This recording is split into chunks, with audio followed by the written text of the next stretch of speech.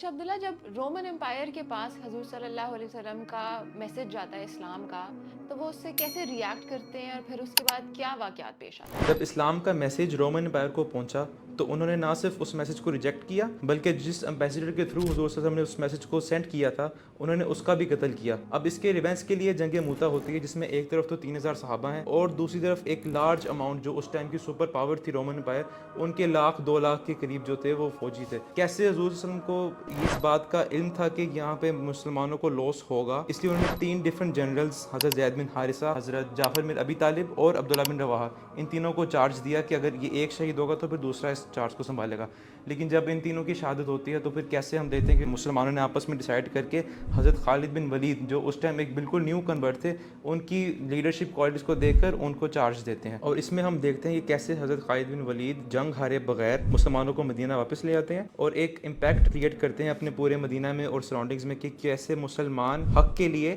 ایک super power بھی ہو، بے شک نمبرز میں زیادہ ہے، اس کے اگینسٹ کیسے کھڑا ہو سکتے ہیں، اس کو ٹکر دے سکتے ہیں۔ اچھا، جو سب سے امیزنگ بات ہے نا اس سب میں وہ یہ ہے کہ کس طرح مسلمانوں کا جو جذبہ تھا وہ کتنا بلند تھا۔ ہم دیکھتے ہیں کہ ایک طرف 3000 کا لشکر ہے اور دوسری طرف تقریباً 2,00,000 کا لشکر ہے۔ اس وقت کی سپر پاور کو انہوں نے کس طرح للکارا۔ تو آج ہمیں بطور مسلمان یہ چیز سیکھنے کی ضرورت ہے کہ ہمیں اپنے جذبوں کو بلند کرنے کی ضرورت ہے اور نہ کہ ہم بزدل بن کے جو ہے ڈر کے ہاتھ پہ ہاتھ رکھ کے بیٹھ جائیں، کیونکہ ایک امپیکٹ بہت میٹر کرتا ہے کہ آپ اپنی اینیمی کے اوپر، آپ اپنے مخالف کے اوپر ایک امپیکٹ کس طرح کا ڈال رہے ہیں۔ ہم نے آج کیا امپیکٹ ڈالا ہوا ہے کہ یار ہم تو ریٹیلیٹ کریں گے نہیں، so we need to retaliate اور at least consider being fair less.